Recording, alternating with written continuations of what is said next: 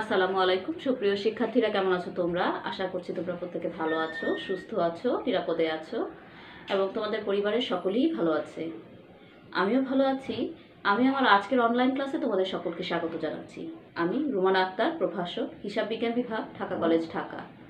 আমি তোমাদেরকে পড়াচ্ছিলাম মূলত ফিনান্স, ব্যাংকিং ও বিমা দ্বিতীয় পত্র। তো এই যে ফিনান্স, ব্যাংকিং ও বিমা দ্বিতীয় পত্রে আজকে আমার আলোচনার টপিক হচ্ছে অধ্যায় 7-এর ব্যাংক তহবিলের উৎস ও ব্যবহার সম্পর্কে। তো আজকে যেহেতু এই তহবিল সম্পর্কে অর্থাৎ ব্যাংক তহবিলের উৎস এবং ব্যবহার সম্পর্কে আমার প্রথম ক্লাস, সেহেতু প্রথমেই আমরা জেনে নেব যে আসলে এই ব্যাংক তহবিল জিনিসটা কি। একটা ব্যাংক নিজস্ব উৎস হতে এবং বাইরের যে বিভিন্ন উৎস হতে যে অর্থ সংগ্রহ করে তহবিল গঠন করে, সেটাই আসলে ব্যাংক তহবিল। তো এই যে ব্যাংক তহবিল সম্পর্কে যদি আমরা আরও ডিটেলে বলতে চাই, তাহলে এটা বলা যায় যে ব্যাংকের যে নিজস্ব মূলধন, সেই নিজস্ব মূলধনটা কি, সেটা হচ্ছে তার শেয়ার বিক্রয়লব্ধ অর্থ। এর বাইরেও যে অবন্টিত মুনাফা, অর্থাৎ ব্যাংক তো তার সম্পূর্ণ মুনাফাটা বন্টন করে দেয় না, তার থেকে কিছু অংশ তারা বিধিবদ্ধ সঞ্চিতি তহবিলে স্থানান্তর করে, আবার কিছু অংশ তারা সাধারণ রিজার্ভ ফান্ডে স্থানান্তর করে এবং অন্যান্য বিভিন্ন ধরনের ফান্ডে কিন্তু স্থানান্তর করে। অর্থাৎ এই যে নিজস্ব মূলধন সাথে তারা যে সঞ্চিতি তহবিলটা গঠন করলো, সেটাও কিন্তু ব্যাংকের তহবিলের একটি অংশ। এছাড়া রয়েছে যে অন্যান্য খাত হতে অর্থ সংগ্রহ, যেমন দেখো ব্যাংকগুলো কিভাবে চলে। ব্যাংক কি তার নিজস্ব অর্থ দ্বারাই পরিচালিত হয়? তা কিন্তু নয়। ব্যাংক বিভিন্ন হিসাবের মাধ্যমে জনগণের কাছ থেকে আমানত সংগ্রহ করে। সেই সংগ্রহিত আমানত থেকেই তারা কিন্তু তাদের যে ঋণ প্রদান বা বিনিয়োগ করা, এই কাজগুলো করে থাকে। অর্থাৎ আমরা যদি সোজা কথাই বলতে চাই যে ব্যাংক হচ্ছে ধার করা অর্থের ধারক। ব্যাংক নিজের পয়সায় ব্যবসা করে না, সে ব্যবসায় করে কার টাকায়? জনগণ থেকে সংগৃহীত মুনাফা, মানে আমানত যে সংগ্রহ করলো, সেই আমানতের দ্বারা। এছাড়াও কেন্দ্রীয় ব্যাংক প্রয়োজনে ব্যাংকগুলোকে ঋণ প্রদান করে থাকে। আমরা তো জানি যে কেন্দ্রীয় ব্যাংক বাণিজ্যিক ব্যাংকগুলোর জন্য ঋণের সর্বশেষ আশ্রয়স্থল। তাই যখন প্রয়োজন হয় ব্যাংকগুলোর অর্থ সংকটে পড়ে বা তহবিলের যখন প্রয়োজন হয়, কিন্তু তহবিল হিসেবে এই কেন্দ্রীয় ব্যাংক থেকেও ঋণ গ্রহণ করে থাকে। এছাড়া ব্যাংক অন্যান্য মানে মুদ্রা বাজারের অন্যান্য যে সদস্য রয়েছে, সেই সদস্যগুলোর কাছ থেকেও কিন্তু ঋণ হিসেবে তহবিল সংগ্রহ করে।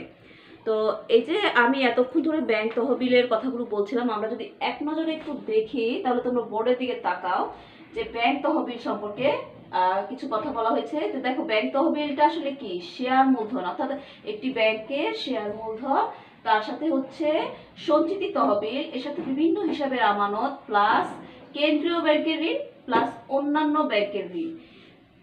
তো এ হলো আমার ব্যাংক তহবিল। অর্থাৎ একটা ব্যাংকের তহবিলটা কি সেটা বুঝাচ্ছি। এরপরে দেখো, আমি আমার নিচের দিকে ব্যাংক তহবিলের কিছু সেক্টরে ভাগ করেছি। যেমন ব্যাংক, এই যে তহবিল, সেই তহবিলটা কিভাবে হয়? একটা হচ্ছে ব্যাংকের নিজস্ব তহবিল, আর একটা হচ্ছে ঋণকৃত তহবিল। তাহলে নিজস্ব তহবিল সম্পর্কে আমরা একটু দেখি যে নিজস্ব তহবিল আছে পরিশোধিত মূলধন। সেই পরিশোধিত মূলধন, এখন পরিশোধিত মূলধনের সাথে আছে অবন্টিত মুনাফা প্লাস সঞ্চিতি তহবিল, বোনাস শেয়ার। এখন সঞ্চিতি তহবিলকে আবার কয়েক ভাগে ভাগ করা হয়েছে: বিধিবদ্ধ রিজার্ভ, সাধারণ রিজার্ভ এবং অন্যান্য রিজার্ভ। আর ঋণকৃত তহবিলের দিকে যদি আমরা তাকাই, তাহলে দেখতে পাচ্ছি কি যে আমানত হিসেবে ঋণকৃত তহবিল, যেটাকে আমি বলছিলাম যে চলতি, স্থায়ী এবং সঞ্চয় হিসাবের মাধ্যমে জনগণের কাছ থেকে ব্যাংক যে আমানতটা সংগ্রহ করে, সেটাই হচ্ছে ব্যাংকের জন্য ঋণকৃত তহবিল। যেহেতু আমানতকারীদের আমানতটা ব্যাংকের জন্য দায়, সেহেতু এটা ব্যাংকের জন্য কিন্তু আসলে ঋণ, এটা মূলধন নয়, সরি, ব্যাংকের নিজস্ব সম্পদ নয়, এটা একটা ঋণ, যেটা ব্যাংকের কাছে, ব্যাংক জনগণের কাছ থেকে গ্রহণ করে। এরপরে দেখি ব্যাংক দলিলের মাধ্যমে ঋণকৃত তহবিল। এর বাইরে আছে কেন্দ্রীয় ব্যাংক হতে ঋণ এবং মুদ্রাবাজার হতে ঋণ। তো এটা হচ্ছে যে ব্যাংক কিভাবে তহবিলটা গঠন করে, মানে কোন কোন উৎস থেকে আসলে ব্যাংকের তহবিলটা গঠিত হয়, সেই তহবিলের সেক্টরগুলো এখানে ভাগ করা হয়েছে। এবার আমরা দেখি ব্যাংক তহবিলের উৎস, একটা হচ্ছে দীর্ঘমেয়াদী উৎস, একটা হচ্ছে স্বল্পমেয়াদী উৎস। এই যে আমরা ব্যাংক তহবিলটা পড়ে এসেছি, এখান থেকে কিন্তু আমরা আবার এই দীর্ঘমেয়াদী উৎস এবং স্বল্পমেয়াদী উৎসটাকে সাজিয়েছি। তাহলে আমরা শুরুতে যেটা দেখব যে পরিশোধিত মূলধন। দীর্ঘমেয়াদী উৎসের প্রধান যে উৎসটা রয়েছে সেটা হচ্ছে পরিশোধিত মূলধন। দেখো পরিশোধিত মূলধনটা কি? একটা ব্যাংকের যে শেয়ার বিক্রয়কৃত যে অর্থটা রয়েছে বা বিক্রয়লব্ধ যে অর্থটা ব্যাংক সংগ্রহ করে, সেটাই হচ্ছে ব্যাংকের পরিশোধিত মূলধন। এটি ব্যাংকের জন্য প্রধান এবং মানে স্থায়ী একটি উৎস।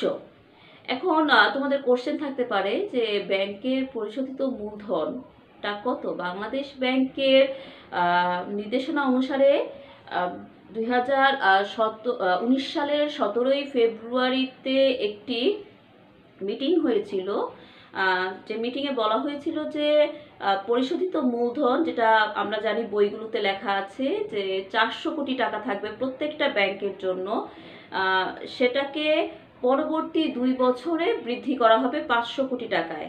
এবং 3টি নতুন ব্যাংক, যেটা হচ্ছে যে পিপলস ব্যাংক, কমার্শিয়াল ব্যাংক আছে একটা, তো এই যে নতুন 3টি ব্যাংক, সিটিজেন ব্যাংক, এই 3টি ব্যাংককে তারা অনুমতি দিয়েছে তাদের পরিশোধিত মূলধন হতে হবে 500 কোটি টাকা। অর্থাৎ এই 3টি ব্যাংক যখন বাজারে আসবে তাদের পরিশোধিত মূলধন হবে 500 কোটি টাকা।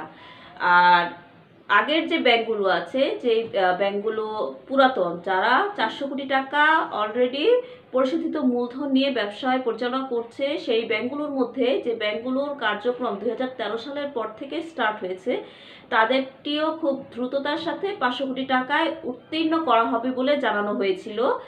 এবং আর পুরাতন যে ব্যাংকগুলো রয়েছে তাদেরটাও দেখা যাচ্ছে যে অলমোস্ট সবারই হাজার হাজার কোটি টাকার বিজনেস রয়েছে, সেখান থেকে 500 কোটি টাকা পরিশোধিত মূলধন ব্যাংক, কেন্দ্রীয় ব্যাংকে জমা রাখা তাদের জন্য অতটা কষ্টকর হবে না। তো এখন আমাদের মেইন কথা হচ্ছে যে আসলে ব্যাংকের পরিশোধিত মূলধন কত। যেহেতু আমাদের বইগুলোতে লেখা আছে যে পরিশোধিত মূলধন 400 কোটি টাকা, এবং বাংলাদেশ ব্যাংকের নির্দেশনা অনুযায়ী বলা হয়েছিল যে পরবর্তী 2 বছরের মধ্যে তাদের পরিশোধিত মূলধন 500 কোটি টাকায় উত্তীর্ণ করা হবে বা উন্নীত করা হবে। সেক্ষেত্রে যেহেতু গ্যাজেট বা পরিপত্র 500 কোটি টাকার জারি হয়নি, সেহেতু আমরা কিন্তু সব ব্যাংকের ক্ষেত্রে এটি 500 কোটি টাকা পরিশোধিত মূলধন বলতে পারবো না। তাহলে কোশ্চেন থেকে যায় যে তাও পরিশোধিত মূলধন কত টাকা ধরবো। আমরা যেহেতু বইগুলোতে এখনো 400 কোটি টাকায় পড়ছি, আমরা সেটাই ধরবো। যদি আমাদের পরীক্ষার আগে এই গ্যাজেটটি প্রকাশিত হয়, পরিপত্রটি জারি হয় যে প্রত্যেকটি ব্যাংকের জন্য মূলধন হবে, পরিশোধিত মূলধন হবে 500 কোটি টাকা, তাহলে আমরা অ্যান্সার কিন্তু 500 কোটি টাকাই করব। যেহেতু এটি একটি রানিং প্রসেস, এটা হয়ে যেতে পারে, যেহেতু এটি 2019 সালের 17 ফেব্রুয়ারির কথা, এবং পরবর্তী 2 বছর কিন্তু অলমোস্ট কমপ্লিট হয়ে আসতেছে। আমার মনে হয় যে পরিপত্রটি জারি হয়ে যাবে, কিন্তু যদি জারি না হয় তাহলে আমাদের কিন্তু অ্যান্সার হবে 400 কোটি টাকা। ঠিক আছে? এরপরেও যদি তোমাদের কোনো কোশ্চেন থাকে, আমি সেটাও তোমাদের সাথে পরবর্তীতে আলাপ করে জানাবো যে আসলে অ্যান্সারটা কি হবে। তবে এই মুহূর্তে আমরা কিন্তু এটাকে 400 কোটি টাকাই ধরছি। এরপরে আসি সঞ্চিতি তহবিল। সঞ্চিতি তহবিল, আমি যেটা কিছুক্ষণ আগে বলেছিলাম যে সঞ্চিতি তহবিল হচ্ছে এমন ধরনের তহবিল যেগুলো সরকার, মানে সরকারের পক্ষে অবশ্যই বাংলাদেশ ব্যাংকের নির্দেশনা অনুসারে যে বিধিবদ্ধ সঞ্চিতি তহবিল রাখতে হয়। এছাড়াও ব্যাংকগুলো কিন্তু সাধারণ সঞ্চিতি হিসাবও রাখে এবং অন্যান্য অনেক ধরনের সঞ্চিতি হিসাব রাখে। তো এই যে সঞ্চিতি হিসাব বা সঞ্চিতি তহবিল, এটা কি? ব্যাংকগুলো যে মুনাফাটা করে, আমরা সবাই জানি যে ব্যাংক স্বল্প সুদে আমানত সংগ্রহ করে এবং অধিক সুদে তারা কিন্তু ঋণ প্রদান করে, এবং এই যে গৃহীত সুদ এবং প্রদানকৃত সুদের যে পার্থক্য, এটাই কিন্তু ব্যাংকের জন্য মুনাফা। তো এই যে মুনাফার পুরোটা অংশ ব্যাংক তার শেয়ার হোল্ডারদেরকে প্রদান না করে তার কিছু অংশ বিধিবদ্ধ সঞ্চিতি তহবিলে কিন্তু স্থানান্তর করে। দেখো তোমরা নিচে আমি একটু আগে পড়িয়েছি যে সঞ্চিতি তহবিলের কয়েকটা ভাগ রয়েছে, তার মধ্যে বিধিবদ্ধ রিজার্ভ ফান্ড বা বিধিবদ্ধ সঞ্চিতি তহবিল। এই যে বিধিবদ্ধ সঞ্চিতি তহবিল বাংলাদেশ ব্যাংকের নির্দেশনা অনুসারে এটি 20% মানে অংশ কেটে রাখতে হয় মুনাফার। অর্থাৎ আমি যদি সহজ ভাষায় বলতে চাই যে একটি ব্যাংক যে পরিমাণ মুনাফা করে তার 20% তাকে এই বিধিবদ্ধ সঞ্চিতি তহবিলে স্থানান্তর করতে হয়। এটা কি সবসময় করতে হয়? আসলে এটা যতক্ষণ পর্যন্ত তোমার শেয়ার বিক্রয়কৃত মূলধনের সমান না হচ্ছে বা শেয়ার বিক্রয় করে যে অর্থটা সংগ্রহ করা হয়েছে সেই অংশটা সমান না হচ্ছে সেই পর্যন্ত কিন্তু এটা কি করতে হবে, মানে স্থানান্তর করতে হবে। মুনাফার থেকে 20% বিধিবদ্ধ সঞ্চিতি তহবিলে স্থানান্তর করতে হবে। এরপরে বলি যে সাধারণ রিজার্ভ ফান্ড বা সাধারণ তহবিল, যেটা আমরা বলি সঞ্চিতি তহবিল, এই সাধারণ সঞ্চিতি তহবিলেও কিন্তু এই মুনাফার একটা অংশ রাখা হয়। এটা ব্যাংক টু ব্যাংক ভ্যারি করে, এখানে নির্দিষ্ট কোনো পার্সেন্টেজ নাই। তবে স্ট্যান্ডার্ড অনুযায়ী ব্যাংকগুলো হয়তো কয়েকটা ব্যাংক একই রকম হারে স্থানান্তর করে মুনাফার অংশ। তো এই যে মুনাফার অংশটা তারা স্থানান্তর করে, এটা থেকে কিন্তু তারা ভবিষ্যতে স্বল্পমেয়াদী অর্থ সংস্থান করতে পারে। এ লক্ষ্যে মূলত বিভিন্ন ধরনের সমস্যা যদি সৃষ্টি হয় সেটাও তারা মোকাবেলা করতে পারে। সাধারণ রিজার্ভ সঞ্চিতিতেও মুনাফার একটা অংশ স্থানান্তর করা হয়। এরপরে আসি যে অন্যান্য সঞ্চিতি তহবিল। দেখো, অন্যান্য সঞ্চিতি তহবিল যদি আমরা পড়তে যাই তাহলে সেখানে আছে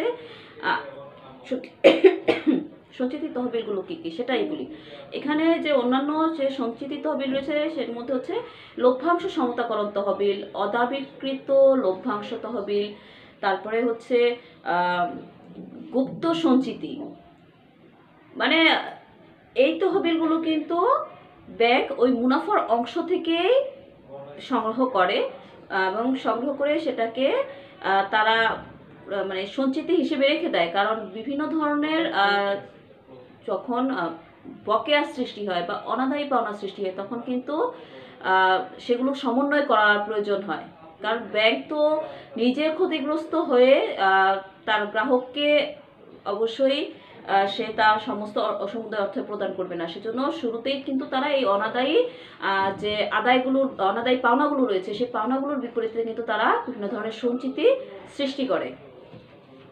তো এই যে সঞ্চিতি তহবিল সম্পর্কে আমরা আলোচনা করলাম। এবার আসি বিশেষ আমানত হিসাব। বিশেষ আমানত হিসেবে আমরা যদি বলি যে বিভিন্ন ব্যাংকগুলো কি করে এখন গ্রাহকদেরকে অধিকভাবে আকৃষ্ট করার লক্ষ্যে বিভিন্ন ধরনের স্কিম নিয়ে হাজির হয়। সেই স্কিমগুলো তারা খুব চাতুর্যের সাথে উপস্থাপন করে এবং অবশ্যই সেটা বেনিফিট আছে বলেই তো গ্রাহক গ্রহণ করে। তো তেমন কিছু বিশেষ আমানত হিসাব যদি আমি বলি, যেমন ডিপিএস। এই যে ডিপিএসটা কি? এটা হচ্ছে মাসিক সঞ্চয় স্কিম।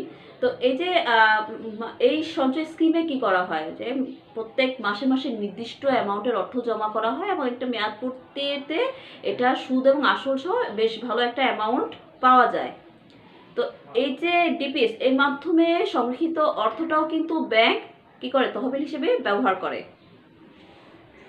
এরপরে যদি আমি বলি যে বিশেষ আমানত হিসেবে কিন্তু আরো অনেকগুলো আমানত হিসাব রয়েছে, যেমন হজ প্রকল্প, গৃহ নির্মাণ প্রকল্প বা গৃহ নির্মাণ ঋণ প্রকল্প আসলে, তারপরে হচ্ছে বিশেষ সঞ্চয় স্কিম, বিশেষ আয় সঞ্চয় স্কিম বা বিশেষ আয় প্রকল্প স্কিম, যেটাই বলি না কেন বিভিন্ন ব্যাংক বিভিন্ন নামে এই বিশেষ আমানত হিসাবগুলোকে পরিচালনা করে থাকে।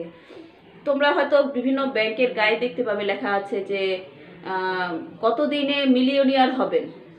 মানে ওখানে তোমাকে হয়তো এমন একটা দেওয়া হলো, স্কিমের সুযোগ দেওয়া হলো যে সেখানে তুমি হয়তো 2 বছরে, 5 বছরে, 10 বছরে লাখপতি হয়ে গেলে, 10 লাখ মিলিয়নিয়ার হয়ে গেলে। তো ওইখানে এটা হচ্ছে তাদের যে মাসিক কিস্তির পরিমাণ সেটা হচ্ছে তোমার মেয়াদের উপর নির্ভর করে তারা হ্রাস বা বৃদ্ধি করে থাকে। তো এটাও কিন্তু এক একটা মানুষের মনে আকর্ষণ সৃষ্টি করে যে আমি লাখপতি হয়ে যাব বা আমি মিলিয়নিয়ার হয়ে যাব। তো এই ধরনের যে বিশেষ আমানত প্রকল্পগুলো কিন্তু ব্যাংক চালু করেছে এবং এই চালু করা প্রকল্পগুলোর মাধ্যমেও কিন্তু ব্যাংক কি করছে, অর্থ সংগ্রহ করছে, যেটা ব্যাংক তহবিল হিসেবে ব্যবহার করছে। এরপরে আসি ঋণপত্র বা সিকিউরিটি বিক্রয়। ব্যাংক যেহেতু একটি কোম্পানি, লিমিটেড কোম্পানি, সেহেতু ব্যাংক কোম্পানি আইন অনুযায়ী প্রতিষ্ঠিত হয়েছে। ব্যাংক কোম্পানি আইন অনুযায়ী প্রতিষ্ঠিত হয়ে বাংলাদেশ ব্যাংকের নির্দেশনা অনুসারে কিন্তু পরিচালিত হয়। তাই যখন ব্যাংকগুলোর প্রয়োজন হয় বাংলাদেশ ব্যাংকের অনুমতি ক্রমে তারা কিন্তু সিকিউরিটিজ, বন্ড, ডিবেঞ্চার এগুলো বাজারে, মুদ্রা বাজারে ছেড়ে তারা অর্থ সংগ্রহ করতে পারে। আমি যদি উদাহরণ হিসেবে বলি তাহলে তোমরা বুঝতে পারবে। যেমন ইসলামী ব্যাংক বাংলাদেশ লিমিটেডের ইসলামী ব্যাংক বন্ড, তারপরে হচ্ছে প্রাইম ব্যাংক লিমিটেডের prime bank first mutual fund, এরকম ট্রাস্ট ব্যাংকেরও ফার্স্ট মিউচুয়াল ফান্ড রয়েছে, তারপরে জনতা ব্যাংকের রয়েছে, আইএফআইসি ব্যাংকের রয়েছে। মানে এগুলো কি তারা এই যে ঋণপত্র বা সিকিউরিটিজ বিক্রয়ের মাধ্যমে কিন্তু তারা কি করলো, অর্থ সংস্থান করলো। এবং এই যে সেক্টরগুলো এগুলো কিন্তু তহবিল সংগ্রহের একটি বড় উৎস। তো এরপরে আসি আমরা স্বল্পমেয়াদী উৎসগুলো কি কি। এখানে দেখো বলা হয়েছে যে আমানত হিসাব। স্বল্পমেয়াদী উৎস হিসেবে আমানত হিসাবকে বলা হয়েছে। যা আমানত হিসাব কি করে, জনগণের কাছ থেকে যখন আমানত সংগ্রহ করে তারা কিভাবে সংগ্রহ করে, তারা সংগ্রহ করে চলতি, সঞ্চয় এবং স্থায়ী হিসাবের মাধ্যমে। তো এই যে আমানতটা সংগ্রহ করলো, গ্রাহক কিন্তু আমানত মানে হিসাব খুলেই সাথে সাথে তার ভেঙে ফেলে না, অবশ্যই কিছুদিন তারা কন্টিনিউ করে বা এটা লং টার্ম কন্টিনিউ করতে পারে। তাই এখানে বলা হচ্ছে যে এই যে সঞ্চয়ী বা চলতি বা স্থায়ী হিসাবের মাধ্যমে যে ব্যাংক আমানত সংগ্রহ করলো, এই যে হাজার হাজার কোটি টাকার আমানত সংগ্রহ হলো, এই আমানতগুলো কিন্তু ব্যাংকের তহবিলের একটি উৎস। এরপরে আসি কেন্দ্রীয় ব্যাংক হতে ঋণ। আমি তোমাদের আলোচনা শুরুতেই বলেছিলাম যে ব্যাংক যখন অর্থ সংকটে পড়ে বা তার তখন তহবিলের প্রয়োজন হয় তখন কিন্তু ঋণের সর্বশেষ আশ্রয়স্থল হিসেবে তারা কেন্দ্রীয় ব্যাংকের কাছ থেকে অর্থ সংগ্রহ করে। তাই কেন্দ্রীয় ব্যাংকও তাদের তহবিলের একটি বড় উৎস। এরপরে হচ্ছে মুদ্রা বাজার হতে গৃহীত ঋণ।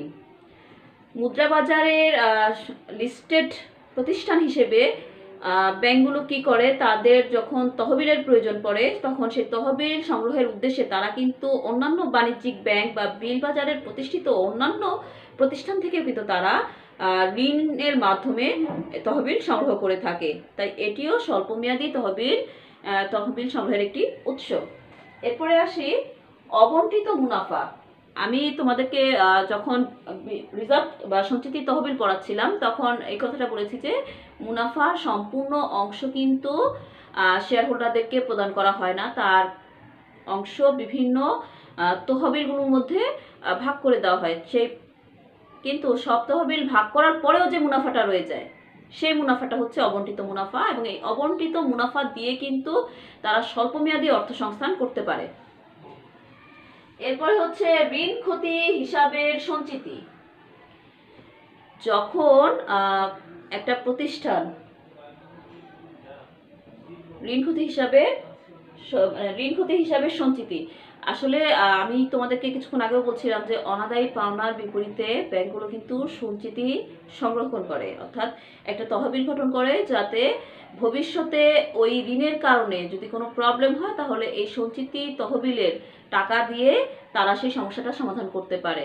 এ লক্ষ্যে যখন স্বল্পমেয়াদী বা দীর্ঘমেয়াদী ঋণ প্রদান করে ব্যাংক, সাধারণত খুব বেশি দীর্ঘমেয়াদী ঋণ প্রদান করে না, কিন্তু দেখা যায় যে যে ঋণগুলো খেলাপি হয়ে যায় সেই ঋণগুলো আদায়ের সম্ভাবনা কম বিধায় তারা ব্যাংকগুলো কি করে যে তারা তহবিল রাখে, সেই ঋণের বিপরীতে তারা একটা সঞ্চিতি তহবিল রাখে। যদি কোনো কারণে সেই খেলাপি ঋণটা ব্যাংক সংগ্রহ করতে পারে বা বকেয়া ঋণের অর্থ সংগ্রহ করতে পারে তাহলে তারা এই যে ঋণ সঞ্চিতি তহবিল যেটা আছে সেই তহবিলের অর্থটাকে মুনাফা হিসেবে দেখায়। এটাও কিন্তু ব্যাংকের জন্য একটি স্বল্পমেয়াদী তহবিলের উৎস। মানে এই যে ঋণ ক্ষতি হিসাবের যে সঞ্চিতি তহবিলটা রয়েছে এই তহবিলের যে অর্থটা সেটাও ব্যাংকের জন্য স্বল্পমেয়াদী তহবিল হিসেবেও মানে কাজ করতে পারে ব্যাংকগুলো। এটাও একটা উৎস ব্যাংকের জন্য, স্বল্পমেয়াদী উৎস। তো এই ছিল আমাদের ব্যাংক তহবিল এবং ব্যাংক তহবিলের উৎস সম্পর্কে ধারণা। আমি আশা করছি তোমরা বুঝতে পারছো। আমরা যদি এই যে পুরো বিষয়টা নিয়ে আলোচনা করলাম এটা যদি এক কথায় বলতে চাই তাহলে এভাবে বলা যায় যে একটি ব্যাংক তার নিজস্ব তহবিল এবং বাইরের বিভিন্ন উৎস থেকে যে তহবিলটি সংগ্রহ করে যে একটি তহবিল গঠন করে, যেই তহবিলের অর্থ তারা জনগণের মধ্যে ঋণ হিসাবে প্রদান করে বা বিভিন্ন খাতে বিনিয়োগ করে, সেই মোট তহবিলটাকে ব্যাংক তহবিল বলা হয়। বর্তমান যে প্রতিযোগিতামূলক যে ব্যবসা বাণিজ্য সেক্টর রয়েছে, সেই সেক্টরে আসলে ব্যবসা বাণিজ্য পরিচালনা করতে গেলে ব্যবসায়ীদের যেমন ঋণের প্রয়োজন হয়, তেমনি ব্যাংকেরও কিন্তু মুনাফা অর্জনের উদ্দেশ্যে ঋণ প্রদানের প্রয়োজন হয়। অর্থাৎ এই যে লেনদেনের যে জগৎটি রয়েছে, সেই জগতের অন্যতম একটি বিষয় হলো ব্যাংক ঋণ। ব্যবসা বাণিজ্যের কর্মকাণ্ড পরিচালনা যাতে সঠিকভাবে গতিশীলতার সাথে হয়, সেজন্য সাধারণত ব্যবসায়ীরা ব্যাংক থেকে এই ঋণ গ্রহণ করে থাকে। তাহলে ব্যাংক ঋণ কি? আমাদের এখনকার আলোচনার বিষয় হচ্ছে ব্যাংক ঋণ।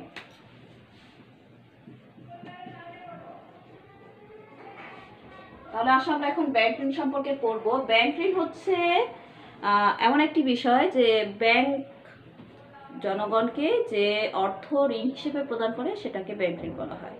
কিন্তু কথা হচ্ছে যে ব্যাংক কি শুধু নগদ অর্থই ঋণ হিসেবে প্রদান করে? আসলে ব্যাংক কিন্তু শুধু নগদ অর্থ ঋণ হিসেবে প্রদান করে না। ব্যাংক তার সেবা, তার সুখ্যাতি, তার সুনাম, তার বিশ্বাস ইত্যাদি জনগণকে দিয়ে সহযোগিতা করার মাধ্যমেও কিন্তু ঋণ প্রদান করে থাকে। তাহলে আমরা যদি ব্যাপক অর্থে বলতে চাই, এভাবে সংজ্ঞাটা বলা যায় যে ব্যাংক ঋণ হচ্ছে এমন এক ধরনের ঋণ ব্যবস্থা যেখানে ব্যাংক শুধু নগদ অর্থই নয়, বিভিন্ন দলিলের মাধ্যমে অথবা দলিল ক্রয়ের মাধ্যমে অথবা তার সেবা, তার বিশ্বাস, তার সুনাম, সুখ্যাতি ইত্যাদি জনগণের মধ্যে ধার বা ঋণ হিসেবে প্রদান করে সহযোগিতার মাধ্যমে তাদের যে সেবাটা দিচ্ছে সেটা হচ্ছে ব্যাংক ঋণ। তাহলে আমরা যদি হ্যানসনের মতে মানে জে.এল. হ্যানসনের মতে ব্যাংক ঋণ কি সেটা জানতে চাই, তাহলে তিনি যেটা বলেছেন যে ব্যাংক ঋণ হলো যে ব্যাংক কর্তৃক প্রদত্ত ঋণ বা জমাতিরিক্ত ঋণ, অথবা ব্যাংক ঋণ হলো যে সরকারি স্টক ক্রয়ের মাধ্যমে সরকারকে প্রদত্ত ঋণ। তো তিনি যেটা বলেছেন সেটা এক কথায় বলে এভাবে বলা যায় যে ব্যাংক ঋণ হলো ব্যাংক কর্তৃক প্রদত্ত ঋণ বা জমাতিরিক্ত ঋণ এবং সরকারকে প্রদত্ত ঋণ। তো এই যে সংজ্ঞাটা আমরা পড়লাম, আরেকটা সংজ্ঞা আমরা একটু পড়ি। দেখো লেখা আছে ব্যাংক ঋণ সম্পর্কে এআর খানের মতে যে ধারের শর্ত সাপেক্ষে মক্কেলকে ব্যাংক প্রদত্ত নগদ অর্থ বা দলিলের মাধ্যমে প্রদত্ত সুনাম ও সেবাকে ব্যাংক ঋণ বলে, অগ্রিম বা আগাম বলা হয়। অর্থাৎ ব্যাংক ঋণ শুধু ব্যাংক ঋণ নয়, এটাকে অগ্রিম বা আগামও বলা হয়। তাহলে তোমরা যদি এই সংজ্ঞাটা একটু ভালোভাবে খেয়াল করো, তাহলে এখান থেকে কিন্তু আমরা তিনটা জিনিস পাচ্ছি। একটা হচ্ছে যে নগদ ঋণ, আরেকটা হচ্ছে দলিলের মাধ্যমে ঋণ, আরেকটা হচ্ছে দলিলপত্র ক্রয়ের মাধ্যমে ঋণ। তো নগদ ঋণ তো আমরা সহজেই বুঝতে পারছি যে এটা সরাসরি নগদ অর্থ গ্রাহকের যে ঋণ হিসাব রয়েছে সেই হিসাবে স্থানান্তরের মাধ্যমে এই ঋণটা প্রদান করা হয়। আর দলিলের মাধ্যমে যে ঋণ সেটা হচ্ছে যে প্রত্যয়পত্র, তারপরে bank guarantee, bank draft, pay order ইত্যাদির মাধ্যমে যে ব্যাংক যে ঋণটি প্রদান করে সেটাকে বলা হচ্ছে দলিলপত্রের মাধ্যমে প্রদত্ত ঋণ। আরেকটি হচ্ছে দলিলপত্র ক্রয়ের মাধ্যমে ঋণ, যেটা আমি হ্যানসনের সংজ্ঞায় বলেছি যে সরকারি স্টক ক্রয়ের মাধ্যমে যে ঋণটা সরকারকে প্রদান করা হয়। এটা যেমন একটা দলিলপত্র ক্রয়ের মাধ্যমে ঋণ, এছাড়া বিনিময় বিল, হুন্ডি ইত্যাদি ক্রয়ের মাধ্যমে বা বাট্টা করার মাধ্যমেও কিন্তু ব্যাংকগুলো ঋণ প্রদান করে থাকে। তো এই ছিল আমাদের ব্যাংক ঋণ। এবার আসি যে এই ব্যাংক ঋণ মঞ্জুরকালে ব্যাংকের কি কি বিবেচ্য বিষয় রয়েছে। দেখো ব্যাংকের ঋণ মঞ্জুরকালে ব্যাংকের বিবেচ্য বিষয় যেটা, প্রথমে সে তার নিজের প্রতিষ্ঠান সম্পর্কে বিবেচনা করবে। প্রথমে ব্যাংকটি কি দেখবে যে তার তারল্যর পরিমাণ অনুকূলে রয়েছে কিনা। তারল্য হচ্ছে চেক উত্থাপনকারীর অর্থ চাহিদা মাত্র পরিশোধের ক্ষমতা। অর্থাৎ আমরা তো জানি যে প্রত্যেকটা আমানতকারীর অর্থ চাহিদা মাত্র পরিশোধ্য, তাই তারল্য বজায় রেখেই কিন্তু এই ব্যাংকগুলোকে কি করতে হবে, ঋণ প্রদান করতে হবে। সেজন্য আগে তারল্যটা ব্যাংকের অনুকূলে রয়েছে কিনা সেই বিষয়টা দেখবে এবং তারপরেই কিন্তু তারা ঋণ প্রদান করবে। এরপরে দেখো বলা হয়েছে যে নিরাপত্তা, সেফটি কামস ফার্স্ট। এই কথাটি অবশ্যই ব্যাংকগুলো বিবেচনা করেই তারপরে ঋণ মঞ্জুর করতে হবে। কারণ তোমার ঋণকৃত মানে ঋণের জন্য যে অর্থটি ব্যাংক প্রদান করেছে সেটি যদি সুদ সহ আসল ফেরত না আসে, তাহলে ব্যাংকগুলো কিন্তু বেকায়দায় পড়ে যাবে এবং তারা পরবর্তীতে কিন্তু অন্য কোনো গ্রাহককে ঋণ প্রদান করতে পারবে না। সেজন্য ঋণ ফেরত আসার সম্ভাবনা কতটুকু সেটা কিন্তু আগে বিবেচনা করতে হবে। ঋণ প্রদানের আগে ঋণ ফেরত আসার সম্ভাবনা অবশ্যই বিশ্লেষণ করতে হবে এবং সে অনুযায়ী কিন্তু তাদেরকে ঋণ ক্ষতি সঞ্চিতি হিসাবও সৃষ্টি করতে হবে। অর্থাৎ এখানে যে বিষয়টা বলা হচ্ছে যে ঋণের জন্য যে অর্থটিকে বরাদ্দ দেওয়া হচ্ছে সেই অর্থটির নিরাপত্তা অবশ্যই ব্যাংক অত্যন্ত সতর্কতার সাথে বিবেচনা করে তারপরে ঋণ মঞ্জুর করবে। এরপরে দেখো বলা হয়েছে যে লাভজনকতা। ব্যাংক কিন্তু যে খাতগুলোতে ঋণ প্রদান করবে সেই খাতগুলোতে ঋণ প্রদানের সময় অবশ্যই তাকে দেখতে হবে যে অধিক লাভ কম ঝুঁকিতে কোন খাতে রয়েছে, সেই খাতগুলোতে কিন্তু তাদেরকে বেশি বেশি অর্থ বিনিয়োগ করতে হবে এবং ঋণ প্রদান করতে হবে। কারণ যদি দেখা যায় যে অধিক ঝুঁকিতে অধিক লাভ, এই থিওরিতে যদি তারা ঋণ প্রদান করে অনেক সময় কিন্তু তারা লোকসানের মুখে পড়তে পারে, যেটা প্রতিষ্ঠানের সুনামের জন্যও কিন্তু ক্ষতিকারক এবং জনগণের আস্থাও কিন্তু হারাবে ব্যাংকটি। তাই অবশ্যই লাভজনক খাতে বিনিয়োগ করতে হবে এবং সেখানে অবশ্যই ঝুঁকি মুনাফার যে অনুপাত সেটা বিশ্লেষণ করতে হবে। এরপরে দেখি বৈচিত্র্যতা। আমরা জানি যে বিভিন্ন ধরনের যে বিনিয়োগকারী রয়েছেন, পৃথিবীর বড় বড় বিনিয়োগকারীরা তারা কিন্তু সবসময় বলেন যে সবগুলো ডিম এক বাস্কেটে রাখবে না। অর্থাৎ তোমার যত অর্থ রয়েছে, যেটা তুমি তহবিল রয়েছে ঋণ প্রদানের, সেটা কিন্তু তুমি একই জাতীয় খাতে বা একই ধরনের প্রতিষ্ঠানে বিনিয়োগ করবে না। কারণ কখনো যদি সমস্যা হয় কোনো একটা সেক্টরে, তাহলে সবগুলো প্রতিষ্ঠানে কিন্তু সমস্যায় পড়ে যাবে। তখন ব্যাংকও কিন্তু তার এই ঋণকৃত অর্থ ফেরত পাবে না, ব্যাংকও লোকসানের মুখে পড়বে।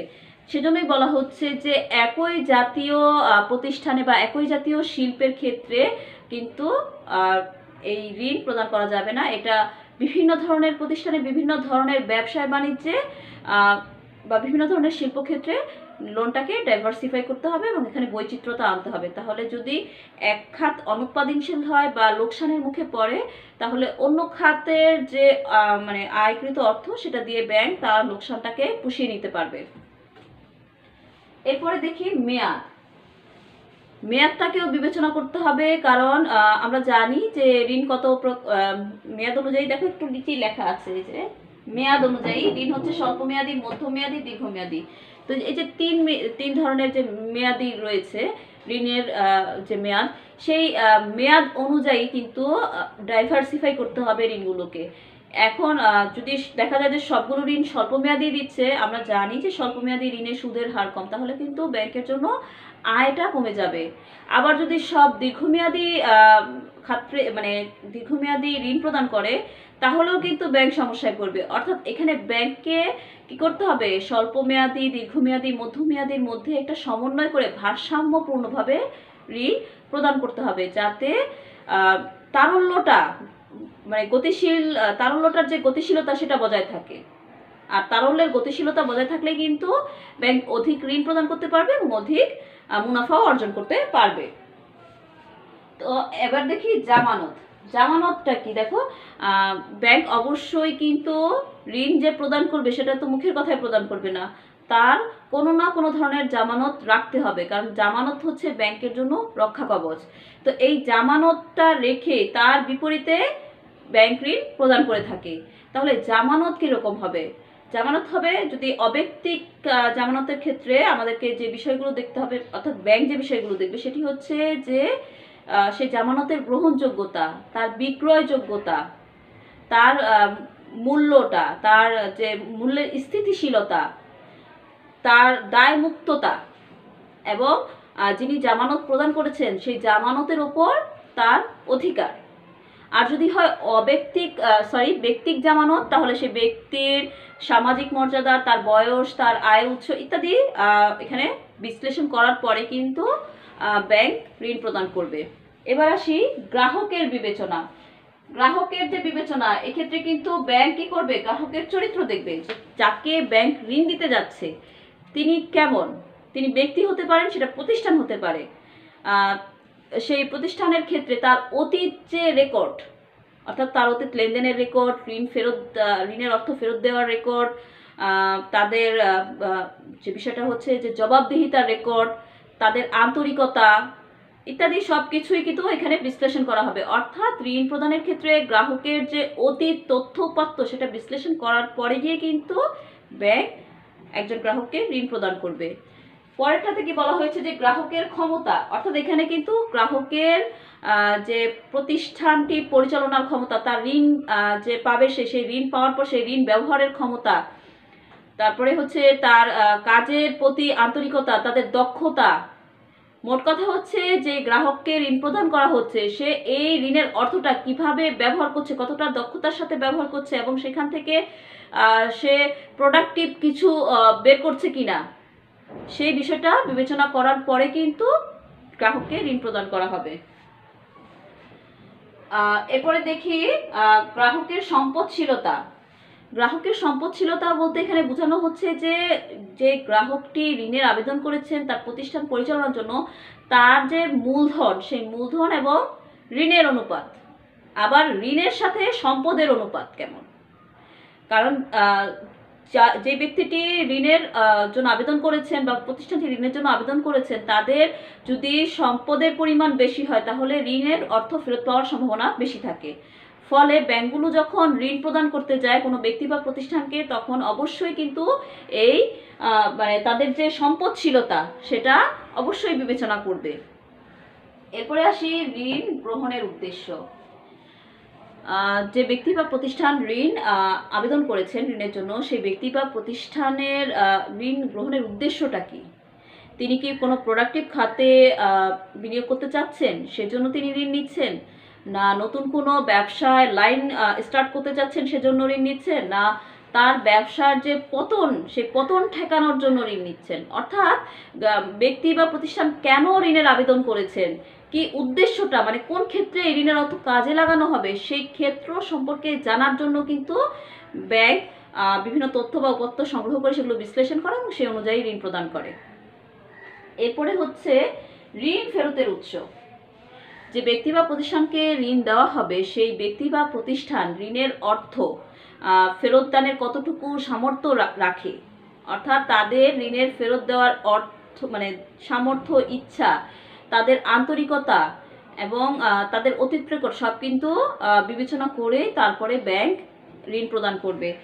এবং ঋণ ফেরতের উৎসের ক্ষেত্রে যদি ব্যক্তির ক্ষেত্রে ঋণ প্রদান করা হয় তাহলে ব্যক্তি ক্ষেত্রে বিশেষ করে কনজিউমার ক্রেডিটের ক্ষেত্রে তার মাসিক আয় কত সেটা বিবেচনা করা হবে। আর যদি হয় শিল্পক্ষেত্রে ঋণ প্রদান করা হয় তাহলে সেক্ষেত্রে শিল্প হতে আয়ের সম্ভাবনা কেমন সেটা বিবেচনা করা হবে। আর যদি বাণিজ্যিক ক্ষেত্রে ঋণ প্রদান করা হয় তাহলে যে পণ্য বা সেবা উৎপাদন করা হবে সেটার ভবিষ্যৎ বাজারের যে সম্ভাবনা কেমন, অর্থাৎ বাজারে ক্রয় বিক্রয়ের সম্ভাবনা কেমন সেটা বিবেচনা করা হবে। তো এই ছিল আমাদের ঋণ মঞ্জুরকালে ব্যাংকের বিবেচ্য বিষয়। সাধারণত 3 বা 4 নম্বরের কোশ্চেনের জন্য কিন্তু এই ধরনের অ্যান্সারগুলো প্রয়োজন হয়, তো তোমরা একটু ভালো করে খেয়াল করবে। এরপরে আসি ব্যাংক ঋণের শ্রেণী বিভাগ। তো এই যে ব্যাংক ঋণ, আমরা ব্যাংক ঋণ পড়লাম, ঋণ মঞ্জুরকালে ব্যাংকের বিবেচ্য বিষয় পড়লাম। এবার আসি ব্যাংক ঋণের শ্রেণী বিভাগ। আসলে কি কি সেক্টরে এই ঋণটাকে ভাগ করা হয়েছে সেটা আমরা একটু দেখে নিই। প্রথমে হয়েছে যে প্রকৃতি অনুযায়ী, এরপরে ব্যবহার অনুযায়ী, মেয়াদ অনুযায়ী। তাহলে প্রকৃতি অনুযায়ী যেটা তহবিল হতে আগাম বা অগ্রিম, যদিও আমি আগাম লিখেছি, তহবিল হতে আগাম বা অগ্রিম ঋণ যেটা সেটা। তো এখানে সাধারণত ব্যাংক নিজস্ব তহবিল হতে, অর্থাৎ ব্যাংকের কাছে যে সংগঠিত তহবিলটি রয়েছে সেই তহবিল হতে গ্রাহককে তার ঋণ হিসাবে বা বিশেষ কারণে তার চলতি হিসাবে, যেটাকে ঋণ হিসাবে রূপান্তরিত করার মাধ্যমে অর্থ স্থানান্তর করা হয় গ্রাহকের হিসেবে, সেটাকে বলা হচ্ছে তহবিল হতে আগাম বা ঋণ। তো দেখি আমরা একটু, এই যে তহবিল হতে আগাম বা ঋণ কিন্তু আবার 3 ধরনের, একটা হচ্ছে ধার, নগদ ঋণ এবং জমাতিরিক্ত ঋণ। তো ধার বা লোন কি? ধার বা লোন হচ্ছে ব্যাংক কর্তৃক প্রদত্ত ঋণ, যেটা নগদ অর্থে প্রদান না করে কোনো স্থাবর সম্পত্তি জামানত হিসেবে রেখে গ্রাহকের ঋণ হিসাবে প্রদান করা হয়। যেদিন থেকে তার হিসেবে অর্থটা স্থানান্তর করা হবে সেদিন থেকে কিন্তু গ্রাহক চেকের মাধ্যমে একাধিক কিস্তিতে বা এককালীন এই অর্থ উত্তোলন করতে পারবে এবং স্থানান্তরের তারিখ হতে মঞ্জুরিকৃত মঞ্জুরিকৃত পূর্ণ যে ঋণের অর্থ রয়েছে সেই অর্থের ওপর যে নির্দিষ্ট হারে সুদের চুক্তি করা হয়েছিল সেই সুদ প্রদান করতে হবে গ্রাহককে। এই ঋণের প্রধান বৈশিষ্ট্য হলো কি? এটি অবশ্যই স্থাবর সম্পত্তি বন্ধক রেখে প্রদান করা হয়। এরপরে আসি নগদ ঋণ। নগদ ঋণ কি? নগদ ঋণ এটাও তোমাকে কিন্তু হাতে ক্যাশ ধরিয়ে দিবে না, এটাও ঋণ হিসাবে স্থানান্তর করা হবে। তবে এক্ষেত্রে পণ্য বা অস্থাবর সম্পত্তিকে বন্ধক রাখা হয় এবং এই জন্য গ্রাহককে একটি ঋণ হিসাব খুলতে হয় অথবা চলতি হিসাবকে বিশেষ ব্যবস্থায় এটি ঋণ হিসাবে রূপান্তরিত করা হয় এবং এক্ষেত্রে যে মঞ্জুরিকৃত ঋণটি রয়েছে সেই ঋণের অর্থ জমা হিসেবে দেখানো হয়, চলতি হিসেবে জমা হিসেবে দেখানো হয়। এখানে গ্রাহক কিন্তু অবশ্যই চুক্তিকৃত যে সুদের হার রয়েছে সেই সুদের হার প্রদান করবে সম্পূর্ণ ঋণকৃত অর্থের ওপর। আর এই ঋণের অর্থ কিন্তু গ্রাহক কিস্তিতেও প্রদান করতে পারবে, অর্থাৎ কিস্তিতে পরিশোধ করতে পারবে। এবার আসি জমাতিরিক্ত ঋণ। জমাতিরিক্ত ঋণ বিষয়টি হচ্ছে যে চুক্তি অনুযায়ী চলতি হিসাবে গ্রাহকের যা জমা রয়েছে তার অতিরিক্ত যে অর্থ ব্যাংক গ্রাহককে ঋণ হিসেবে প্রদান করে সেটাকে বলা হচ্ছে জমাতিরিক্ত ঋণ। এবং এই জমাতিরিক্ত ঋণ তুমি কিন্তু সঞ্চয় হিসাব হতে পাবে না, এটি চলতি হিসাব থেকেই পাওয়া যাবে এবং সেজন্য ব্যাংকের সাথে চুক্তিবদ্ধ থাকতে হবে। তো এই ছিল আমাদের তহবিল হতে আগাম ঋণের যে ব্যাংক ঋণগুলো রয়েছে সে সম্পর্কে আলোচনা। তবে একটি তথ্য, সেটি হচ্ছে যে এই উন্নয়নশীল দেশগুলোতে যে বাণিজ্যিক ব্যাংকগুলো রয়েছে তারা কিন্তু তাদের যে মোট তহবিলের প্রায় 60 থেকে 70% অর্থ এই আগাম হিসেবে বা অগ্রিম হিসেবেই প্রদান করে থাকেন, অর্থাৎ তারা ধার বা নগদ ঋণ বা জমাতিরিক্ত ঋণ হিসেবে তাদের গ্রাহককে প্রদান করে থাকেন। দলিলি ঋণ। তো দলিলি ঋণ কি হচ্ছে? দলিলি ঋণ আবার 2 ধরনের হতে পারে, একটা হচ্ছে বাণিজ্যিক, একটা হচ্ছে অবাণিজ্যিক। তো বাণিজ্যিক দলিলি ঋণ কোনগুলো? যেগুলো ব্যবসায় বাণিজ্যের জন্য সাধারণত ব্যাংক প্রদান করে থাকে। অর্থাৎ আমি যদি উদাহরণ দিই তাহলে তোমরা বুঝতে পারবে, যেমন প্রত্যয়নপত্র বা এলসি, ব্যাংক গ্যারান্টি, তারপরে হচ্ছে ব্যাংক পে অর্ডার, তারপরে ব্যাংক ড্রাফট ইত্যাদির মাধ্যমে বাণিজ্যিক ব্যাংক যে ঋণ প্রদানগুলো করে থাকে বাণিজ্যিক উদ্দেশ্যে সেগুলোকে হচ্ছে বাণিজ্যিক দলিলি ঋণ। আরেকটি দলিলি ঋণে হচ্ছে অবাণিজ্যিক দলিলি ঋণ। অবাণিজ্যিক দলিলি ঋণ কোনগুলো? এটা হচ্ছে যে সেই ঋণগুলো যেটা মূলত ব্যাংকগুলো ব্যক্তিগত ব্যবহারের উদ্দেশ্যে প্রদান করে থাকে। অর্থাৎ উদাহরণ দিলে বুঝতে পারবে, যেমন ভ্রমণকারীর চেক, ভ্রাম্যমাণ নোট ইত্যাদি যে ঋণগুলো ব্যাংক প্রদান করে থাকে সেগুলোকে বলা হচ্ছে অবাণিজ্যিক। অর্থাৎ বাণিজ্যিক উদ্দেশ্যের বাইরে গিয়ে ব্যাংক ব্যক্তিগত ব্যবহারের উদ্দেশ্যে যে ঋণ প্রদান করে থাকে সেটাকে বলা হচ্ছে অবাণিজ্যিক দলিলি ঋণ। এরপরে আসি ব্যবহার অনুযায়ী, অর্থাৎ বাণিজ্যিক ঋণ এবং অবাণিজ্যিক ঋণ। তো বাণিজ্যিক ঋণ কোনগুলো? বাণিজ্যিক ঋণ কোনগুলো হচ্ছে সেইগুলো যেগুলো সাধারণত ব্যাংকগুলো বাণিজ্যিক উদ্দেশ্যে প্রদান করে থাকে, অর্থাৎ ব্যবসায় বাণিজ্য পরিচালনার ক্ষেত্রে, আভ্যন্তরীণ ব্যবসায় পরিচালনার ক্ষেত্রে এবং বৈদেশিক বাণিজ্যে সহযোগিতার ক্ষেত্রে যে ব্যাংকগুলো যে ঋণটা প্রদান করে থাকে সেটাকে বলা হচ্ছে বাণিজ্যিক ঋণ। তো বাণিজ্যিক ঋণগুলো সাধারণত দলিলের মাধ্যমে হতে পারে, আবার কোনো সম্পত্তি, স্থায়ী সম্পত্তি বন্ধক রাখার মাধ্যমেও হতে পারে, মানে প্রদান করা হতে পারে। এরপরে আসি অবাণিজ্যিক ঋণ। অবাণিজ্যিক ঋণ হচ্ছে বাণিজ্য মানে ব্যবসায় বাণিজ্য বহির্ভূত খাতে ব্যাংকগুলো যে ঋণ প্রদান করে থাকে সেই ঋণগুলোর কথা বলা হচ্ছে।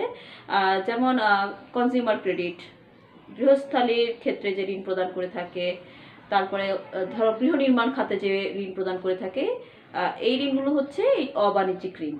অর্থাৎ ব্যাংকগুলো কিন্তু এক্ষেত্রেও বেশ বড় অঙ্কের ঋণ প্রদান করে থাকে। যে কেউ যে মানে যারা সাধারণত কনজিউমার ক্রেডিট গ্রহণ করে তাদের ক্ষেত্রে দেখা যায় ব্যক্তিগত ফ্ল্যাট নির্মাণের জন্য, ব্যক্তিগত গাড়ি নির্মাণের জন্য বা ফ্রিজ ক্রয় ইত্যাদি নানা গৃহস্থালী জিনিসের ক্ষেত্রেও এই ঋণগুলো কিন্তু ব্যাংক প্রদান করে থাকে। এগুলো হচ্ছে অবাণিজ্যিক ঋণ। এরপরে আসি স্বল্প মেয়াদি। তো স্বল্প মেয়াদি ঋণের ক্ষেত্রে যদি বলি তাহলে স্বল্প মেয়াদি ঋণ কি, যেটি কয়েক ঘন্টা থেকে শুরু করে 1 বছরের জন্য ব্যাংকগুলো যে ঋণ মঞ্জুর করে থাকে তাকে বলা হচ্ছে স্বল্প মেয়াদি ঋণ। এবং স্বল্প মেয়াদি ঋণের ক্ষেত্রে সাধারণত পণ্য বা সেবাকে পণ্য বা সেবাকেই জামানত হিসেবে গ্রহণ করা হয়। আর এক্ষেত্রে যদি উদাহরণ দিই তাহলে তোমরা বুঝতে পারবে, যেমন জমাতিরিক্ত ঋণ, নগদ ঋণ, তলবি ঋণ, স্বল্পমেয়াদী নোটিশের মাধ্যমে প্রদত্ত ঋণ ইত্যাদি যে ঋণগুলো রয়েছে যেটা স্বল্প মেয়াদের জন্য কয়েক ঘন্টা থেকে 1 বছর সময়ের মধ্যে ব্যবহার করা হবে এই উদ্দেশ্যে প্রদান করা হয়। অর্থাৎ এই 1 বছর সময়ের মধ্যে এই ঋণের অর্থ কিন্তু ব্যাংক আবার ফেরত পাবে, সুদ প্লাস আসল সহ। এরপরে আসি মধ্যম মেয়াদি। তো মধ্যম মেয়াদি ঋণের ক্ষেত্রে যদি বলি তাহলে মধ্যম মেয়াদি ঋণ হচ্ছে যেটি 1 বছরের অধিক সময় হতে 5 বছর সময়ের জন্য প্রদান করা হয়ে থাকে। এবং এক্ষেত্রে গ্রাহককে অবশ্যই স্থাবর সম্পত্তি জামানত রাখতে হয়। অর্থাৎ স্থাবর সম্পত্তির জামানতের বিপক্ষে সাধারণত ব্যাংক এই ধরনের ঋণ প্রদান করে থাকে। এবং এই ধরনের ঋণগুলো সাধারণত ব্যবসায় বাণিজ্য পরিচালনার জন্য বা কোনো প্রোডাক্ট লাইন বা ব্যবসা বাণিজ্য সম্প্রসারণের জন্যই মূলত গ্রাহকরা নিয়ে থাকে এই ধরনের ঋণগুলো। এবং এই ধরনের ঋণ বাণিজ্যিক ও অবাণিজ্যিক উভয় ধরনের খাতেই কিন্তু প্রদান করা হয়ে থাকে। আর এই ধরনের ঋণের ক্ষেত্রে যে সুদের হারটা রয়েছে সেটি কিন্তু মোটামুটি অধিক হয়ে থাকে স্বল্পমেয়াদী ঋণের তুলনায়। এরপরে আসি দীর্ঘমেয়াদী। দীর্ঘমেয়াদী ঋণের ক্ষেত্রে এই দীর্ঘমেয়াদী ঋণের যে সময়টা সেটা হচ্ছে 5 বছরের অধিককাল সময় হতে। অর্থাৎ মধ্যমেয়াদীতে কি ছিল যে 1 বছরের অধিক হয়ে 5 বছর সময়ের মধ্যে, আর এটা হচ্ছে 5 বছরের পরবর্তী যে সময়ের জন্য ব্যাংক ঋণ দিয়ে থাকে। সাধারণত এই ঋণগুলো ব্যাংক স্থাবর সম্পত্তির বিপরীতেই মঞ্জুর করে থাকে। এবং এগুলো সাধারণত দেখা যায় কি যে শিল্প ক্ষেত্রে বেশি প্রদান করা হয়ে থাকে, যেখানে শিল্প প্রতিষ্ঠান নির্মাণ বা কোনো শিল্পের ভারী যন্ত্রপাতি ক্রয় বিক্রয় ইত্যাদি ক্ষেত্রে মূলত এই ধরনের ঋণগুলো দিয়ে থাকে। অথবা কোনো গৃহ নির্মাণ যেটা জন্য আসলে বেশি পরিমাণ অর্থের প্রয়োজন হয় এবং যার অর্থটা দীর্ঘ সময়ের মাধ্যমে পরিশোধ করা হয়, সেটাই বলা হচ্ছে যে দীর্ঘমেয়াদী ঋণ। তো এই ছিল আজকে তোমাদের সাথে আমার আলোচনা। নেক্সট ক্লাস পর্যন্ত তোমরা সকলে ভালো থাকো, তোমাদের সবার নিরাপত্তা কামনা করছি এবং পরিবারের সবাই যাতে তোমাদের ভালো থাকে তোমরা সে বিষয়ে সচেষ্ট হবে। সকলকে ধন্যবাদ। আল্লাহ হাফেজ।